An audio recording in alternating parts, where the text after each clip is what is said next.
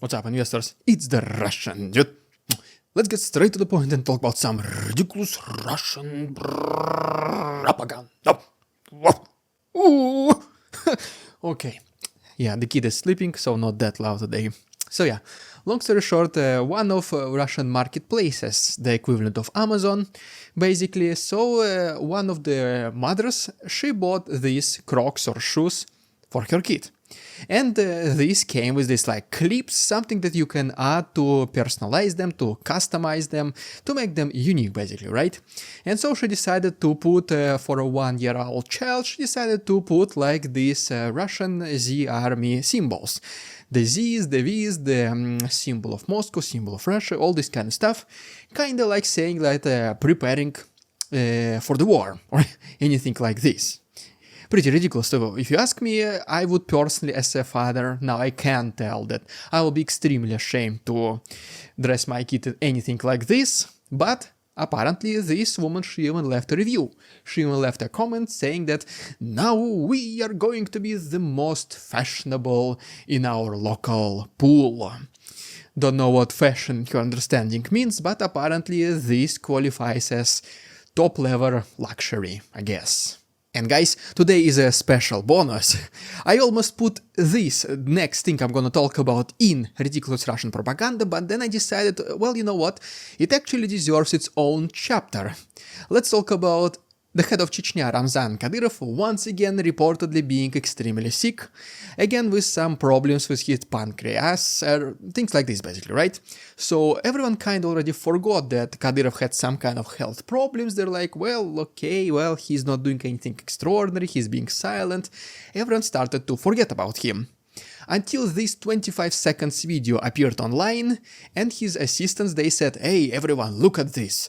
Ramzan Kadyrov is extremely healthy, he is in the best shape of his life, and people were like, well, thank you, but nobody asked. Like, why are you proving to us that Kadyrov is healthy when, like, nobody was even questioning his health? Everyone even kinda forgot him. And guess what? The only time when those people, they deem it worthy that we have to prove everyone that Kadyrov is actually healthy, he's in the best shape of his life, it is actually when something started to happen.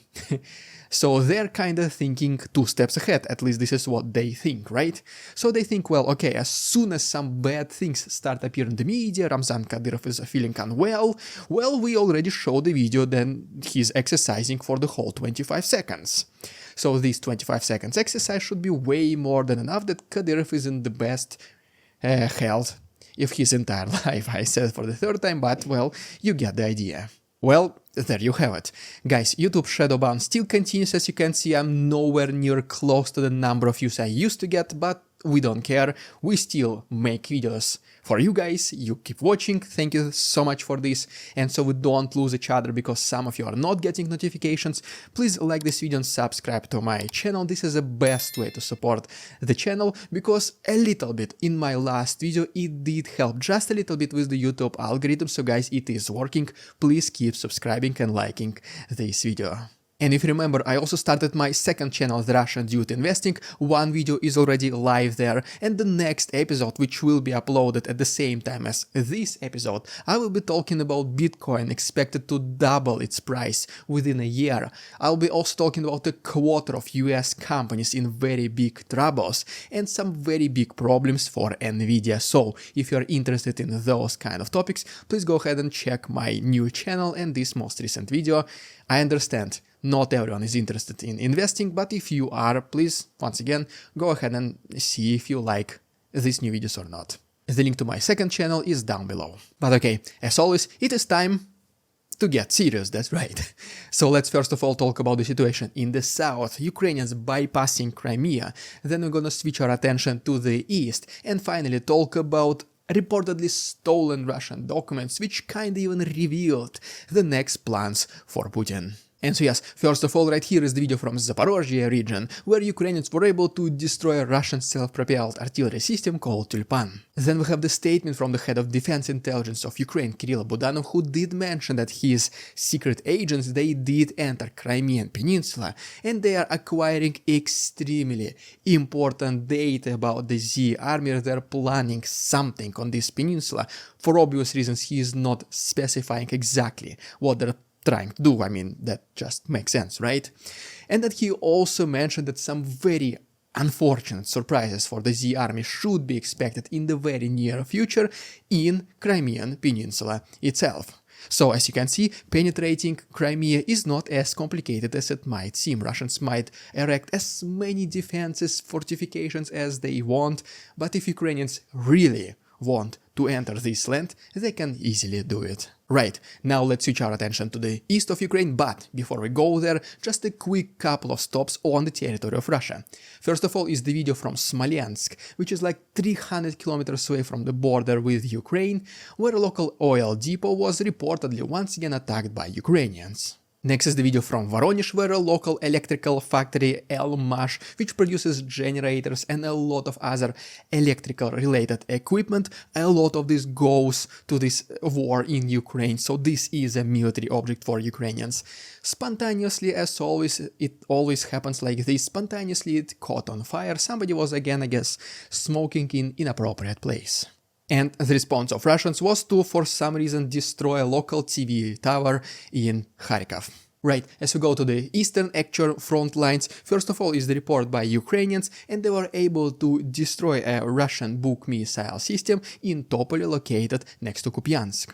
And then in Terny, as you guys already know, this is one of these settlements where Russians are trying to advance at this point every single day. Ukrainians are not allowing them to do it, and so apparently one of the soldiers decided to record this video with this pretty much entire convoy of Russian military vehicles being fully immobilized and unusable. Another settlement you might remember from previous week, we spoke about it a couple of times, is Ocheretine, and so apparently, reportedly, according to the Russian media, the Russian soldiers were able to enter the city and take it under control. Because we have this video where Russian soldiers filming literally ruins of the city, and the commentary behind the camera is like, guys, we did it, we liberated the city.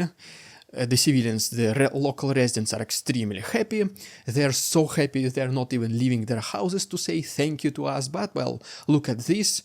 The city is now fully liberated by us, glorious the army from these bad Ukrainians. But one of the most significant events of the last several days is that according to the new commander-in-chief of Ukrainian forces, Alexander Syrsky, according to his intelligence data, which at some point most likely came from either lost, intercepted or stolen Russian military documents, they did kinda indirectly or even directly confirm that yes, the next major target for the Z army along the eastern front lines is Chasiv Yar, which is by some people called the third Bakhmut, and this will be the stepping stone city for the next further Russian advancement, with the major city in their eyesight, with the next cities there in their target to be Kramatorsk.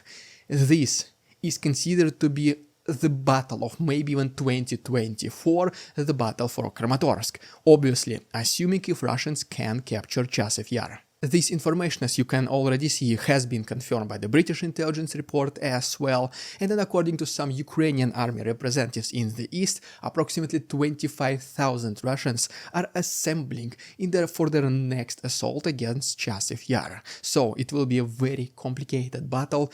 There are already pretty much daily small raids attempted by Russians, but Ukrainians are still holding this settlement. Once again, it is complicated, but it is still under the control by Ukrainians. The very same information has been confirmed by Vladimir Chernyak, officer of the Rubish Brigade of the National Guard of Ukraine, saying pretty much exactly the same. Battles around Chasiv Yar are taking place pretty much every single day. At this point, Ukrainians are holding. It is extremely complicated, but he thinks they can hold, especially because recently a major support package from America has been approved for Ukraine, so Ukrainians just need to wait until the actual help arrives, hopefully in the near future. According to some representatives from the West, this support from America should arrive within the next maybe even just a couple of weeks. So right now, Russians will most likely be taking this as a window of opportunity to inflict maximum damage against Ukraine before this help arrives. Otherwise, it will be extremely complicated for Russians to push, and for Ukrainians, they will most likely just create a stalemate. Right now, unfortunately, we are in this stage of war where Russians are attacking and Ukrainians are defending. So one of the best outcomes will be, in some way or another, the stalemate. Not complete stalemate, not complete like neutrality, nothing like this. Ukrainians need to retake their land as soon as possible, but this is one of the things they might be able to achieve. For this reason, some people are even considering that Russia and Ukraine might even start some kind of peace negotiations in the near future as well. Both Zelensky even said that yes, these peace talks, they're potentially possible. Putin as well said that, well, yeah, we are ready to talk. It is Ukrainians who are not planning to talk. So guys, let's really quick right now talk about this potential return of this some form of peace negotiations. And this will be the additional chapter for my Patreon members, because I do want to provide some extra material for you guys for supporting my work. So if you want to know more about these peace talks, please go ahead and check my Patreon. The link is down below. The best way also to support the channel, because the monetization from YouTube at this point is non-existent. It dropped significantly. So this is the way the Russian Dude continues, thanks to you guys. And well, there you have it. Guys, thank you once again so much for watching. Please subscribe to my channel. It does help a little bit with the algorithm. Don't forget about my second channel where I talk about investing related news. All the useful links are down below. Thank you so much for your support, because this is what keeps the Russian Dude going. Thanks so much for watching, and see you tomorrow.